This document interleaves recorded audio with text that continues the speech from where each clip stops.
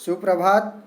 आज हम लोग कक्षा 10वीं की पाठ्यपुस्तक स्पर्श भाग 2 में मीराबाई के पद जो संकलित हैं उनका अध्ययन करेंगे, उनके अर्थ को समझेंगे। तो आइए प्रारंभ करते हैं स्पर्श भाग 2 में संकलित मीराबाई के पदों को। हरि आप हरो जनरी भीर, द्रौपदी री लाज राखी आप बढ़ायो चीर।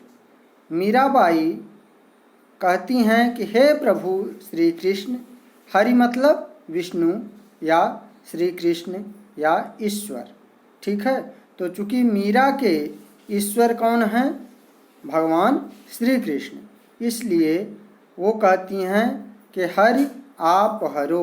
आप मतलब हे प्रभु, हे श्री कृष्ण, आप हरण करो, दूर करो। जन मतलब लोगों की, भीर मतलब पीड़ा को, कष्ट को, दुखों को।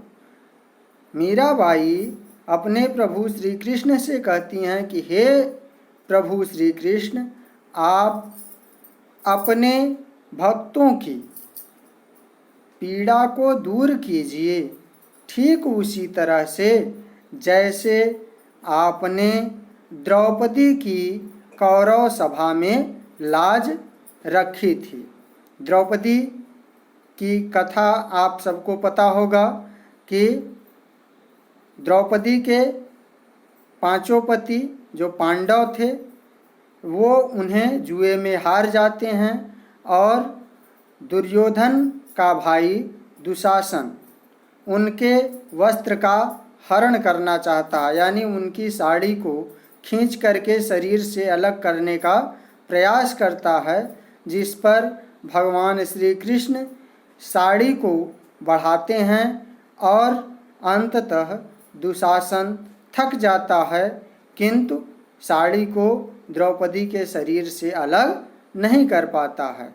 इस तरह से द्रौपदी की पुकार सुन करके श्री कृष्ण उनकी रक्षा करते हैं।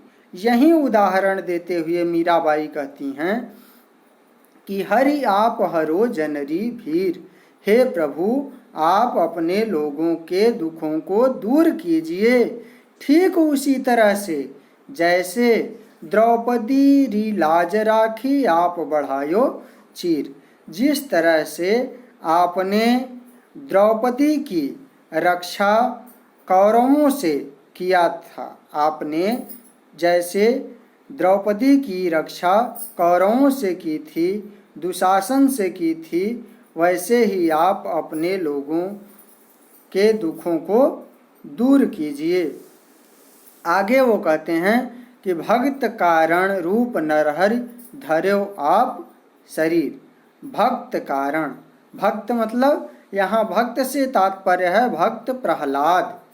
भक्त प्रहलाद की कथा भी आप जानते होंगे, और यदि नहीं जानते तो संक्षिप्त में मैं बताता हूँ कि भक्त प्रहलाद हिरण्यकश्यप के पुत्र थे, और हिरण्यकश्यप विष्णु को अपना सबसे बड़ा शत्रु मानता था, जबकि भक्त प्रहलाद हमेशा विष्णु भगवान की आराधना, उनकी पूजा जाप किया करते थे। तो उन भक्त प्रहलाद को मारने के लिए एक बार हिरण्यकश्यप आतुर हो जाता है, तो भगवान विष्णु नरसिंह का अवतार लेकर के प्रकट होते हैं और हिरण्यकश्यप का वध करते हैं तथा अपने भक्त प्रहलाद की रक्षा करते हैं। नरसिंह मतलब आधा नर आधा सिंह, यानी कमर के ऊपर का शरीर उनका सिंह का था और उसके नीचे का नर का।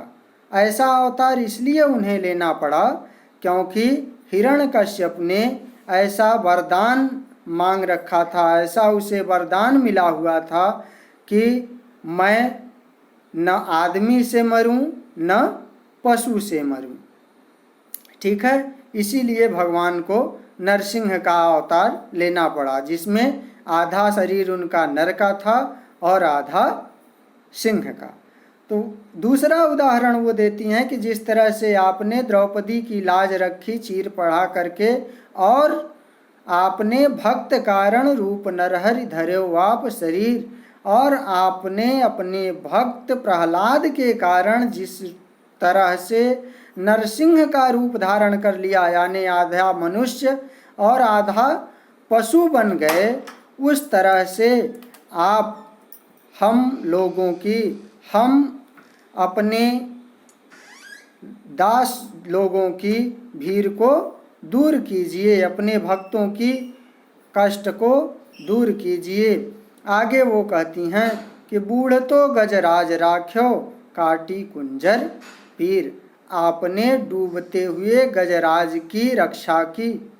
यह भी एक कथा आती है कि एक बार एक गजराज यानी हाथी जलाशय में जल पीने के लिए गया, और वहाँ एक मगरमच्छ ने उसके पैर को पकड़ लिया, और उसके पैर को पकड़ करके वह उस जलाशय में, उस तालाब में ले जाने लगा।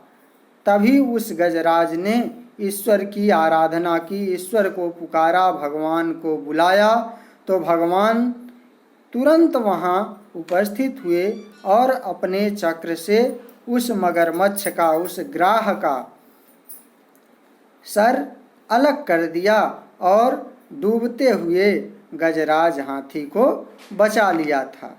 यही बात वो कहती हैं कि बूढ़ तो गजराज राख्यो काटी कुंजर पीर, आपने डूबते हुए गजराज, गजराज मतलब हाथी, और काटी मतलब काट दिया, दूर किया, कुंजर मतलब हाथी, पीर मतलब पीड़ा, आपने डूबते हुए गजराज को बचाया और उस हाथी की पीड़ा को आपने दूर किया। कुंजर मतलब हाथी, आपने उस हाथी या गजराज की पीड़ा को दूर किया। दासी मीरा लाल गिरधर हरो म्हारी भीर, हे गिरधर, हे श्री कृष्ण, आप मुझ दासी मीरा की भी पीड़ा को दूर कीजिए, अर्थात मुझे भी इस पीड़ा से मुक्ति प्रदान कीजिए। ठीक है, इस तरह से आप लोगों को यह समझ में आ गया होगा। वो कहती हैं कि हरि आप हरो जनरी भीर, द्रौपदी री लाज राखी आप बढ़ायो चीर, कि हे प्रभु, आप अपने लोगों के दुखों को दूर कीजिए, जिस तरह से आपने द्रौपदी की लाज, उसकी साड़ी को बढ़ा करके रखी थी, तथा जिस तरह से भक्त प्रहलाद को बचाने के लिए आप नरसिंह का रूप धारण करके प्रकट हो गए थे, तथा जैसे आपने डूबते हुए गजराज की रक्षा के लिए चक्र से मगरमच्छ को मार डाला था, उसी तरह से हम पर भी दया करके, हम दासी मीरा पर दया करके आप हमारी पीड़ा को दूर कीजिए।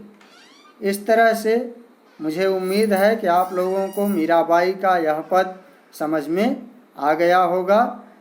अगला पद हम लोग अगली कक्षा में पढ़ेंगे। आज के लिए बस इतना ही। आपका बहुत बहुत धन्यवाद।